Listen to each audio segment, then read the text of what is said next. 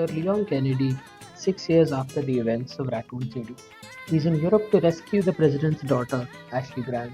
He arrives at a village in the middle of the woods, but he finds that something is very wrong here. It's a very generic start for similar kinds of stories, but it's safe to say that this game was one of the first to use this idea. So other games and media took inspiration from this game rather than the other way around. The first area of the game, the village, introduces you to the horrors of this place and how a cult has used a certain parasite to control everyone. The cult is called Los Eliminados, and the parasite they're using is called Las Plagas. The leader of this cult is Osmond Sadler. He is the one who got Ashley kidnapped and wants to infect Ashley to send her to the United States to cause chaos and eventually control the world. Your objectives throughout the whole game are majorly to keep rescuing Ashley as she stupidly gets caught a lot, and the other is to remove the parasite from Leon and Ashley's body. There is also a subplot with Ada and Wesker, but the DLC Separate Ways takes care of that. The castle is the second major area of the game, and my personal favorite. The castle is home to the cultists and Ramon Salazar, Sadler's subordinate, and the descendant of the Salazar family, who originally controlled the Plagas. They really ramp up the action in this area. You're almost always fighting a bunch of cultists everywhere you go. The best part of this section is Salazar himself. His back and forth with Leon is just hilarious. I've been expecting you, my brethrens. No thanks, bro. I also found the mumblings of the cultists to be quite disturbing. They really got the vibe of this castle right. Ashley gets captured again here. You free her and then she gets captured again, but this time gets sent to a close by island. Leon gets to that island by the help of a certain someone, and this is where the last area of the game begins, the island. I didn't really enjoy this section except the Krauser fights and the regenerators. It has the same amount, if not more action than the castle part, but it lacks the charm. The final obstacle between you and Sadler here is Krauser. He is your former comrade, thought to be dead, but is now working for Wesker. You have two encounters with him, and the first one is so good that I'll just let it play.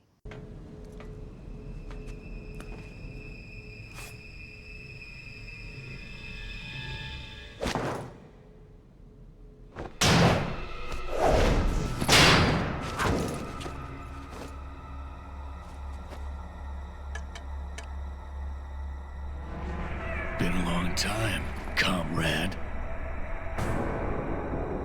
Krauser. I died in a crash 2 years ago. Is that what they told you? You're the one who kidnapped Ashley. You catch on quick, as expected. After all, you and I both know where we come from.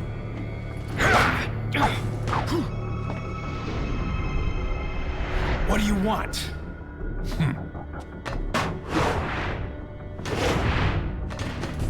The sample Sadler developed, that's all. Leave Ashley out of this! Oh, I needed her to buy Sadler's trust in me. Like you, I'm American.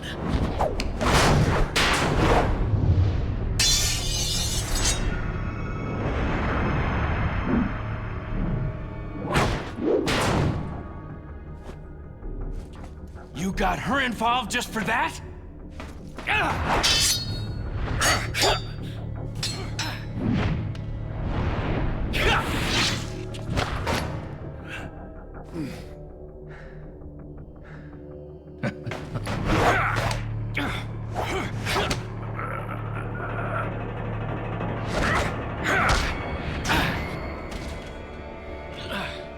You beat Krauser, then you get the parasite out of you and Ashley, and you finally beat Sadler, and finally escape.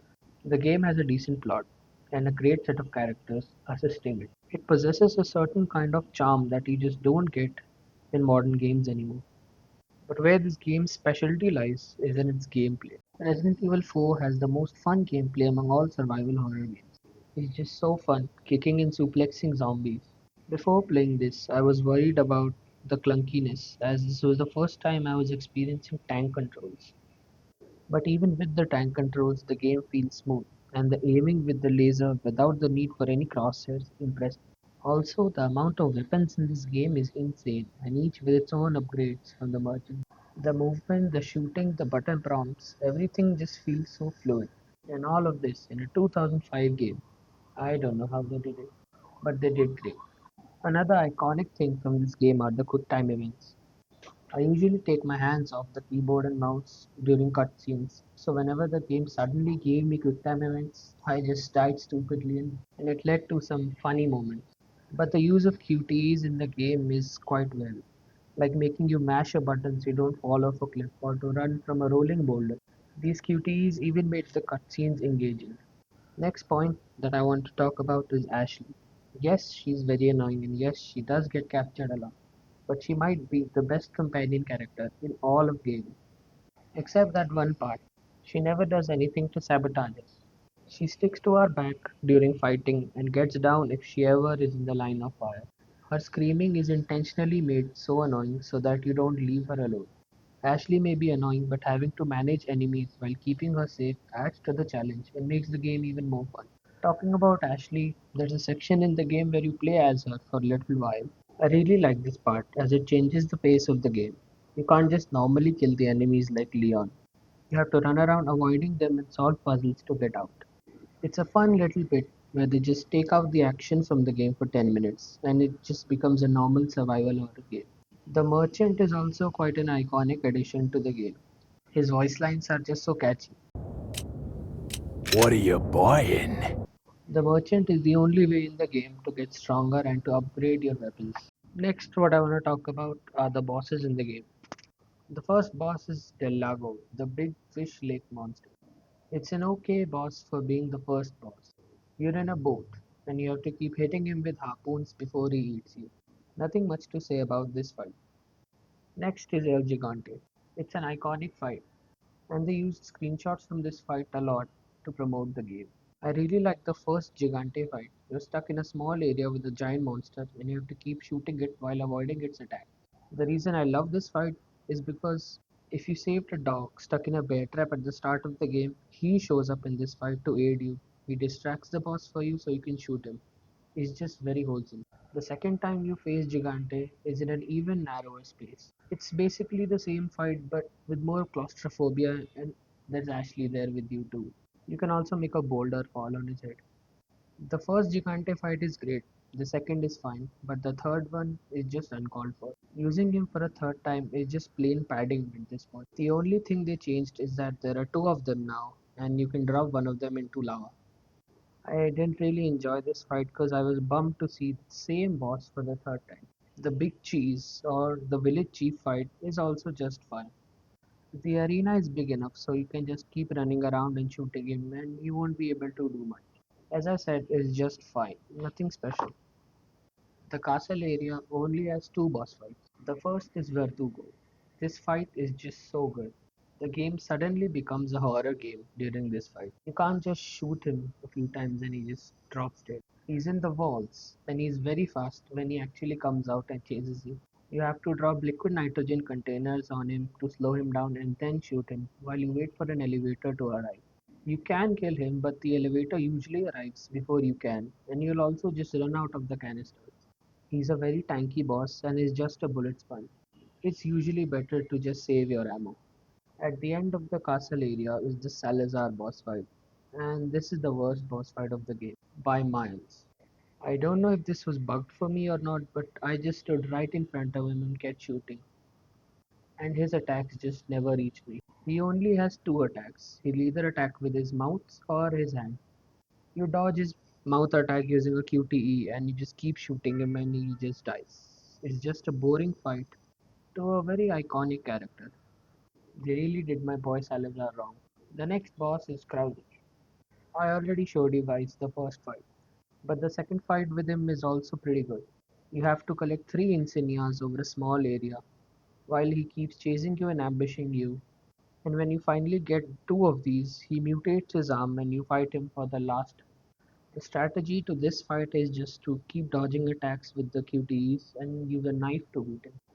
The fight is decent and unique if you use the knife strategy, as all the other bosses you just shoot from a distance, while in this fight you get close and personal. The next boss is U3, and in my opinion, the best boss fight in the game. It's divided into two phases. The first phase is like a hanging labyrinth with narrow hallways. You have to navigate these rooms, shoot green lights, press buttons while fighting this human insect reptile chimera. It's a fight filled with tension as you're running around, trying to avoid him and also trying to not fall with these rooms. After escaping these rooms, the second phase of this fight is just like every other boss. Avoid his attacks and keep shooting. This fight gave the same feeling as the Verdugo fight, but kicked it up a notch. The final boss is Sadler, and this fight is just underwhelming. He's just too weak. I had so much gear saved up for the final fight, but he lost in like 5 magnum shots. He's the average Resident Evil boss. Shoot the little eyes until he's stunned, then stab the biggest eye. Do that 3 times and then it's over. For being the final boss, this fight disappointed me, and I'm sure it did many others. For the people who like tier lists, this is my tier list for all the bosses and enemies. Resident Evil 4 revolutionized survival horror in the early 2000s. It led to the shift from fixed camera perspective horror games to the third person over the shoulder camera. It had this cinematic flair and charm which players fell in love with. It even led to the creation of another renowned Capcom series, Devil May Cry, which was an early prototype for Resident Evil 4. In conclusion, in today's gaming scene, where every game wants to be as realistic as possible and as gritty as possible, this game is a throwback to an era where games didn't take themselves too seriously, and the main focus of the games was to be just fun to play. It's a lost era me and many others hold in their heart very dearly, and this game made me feel like I was a kid again, just enjoying video games without worries.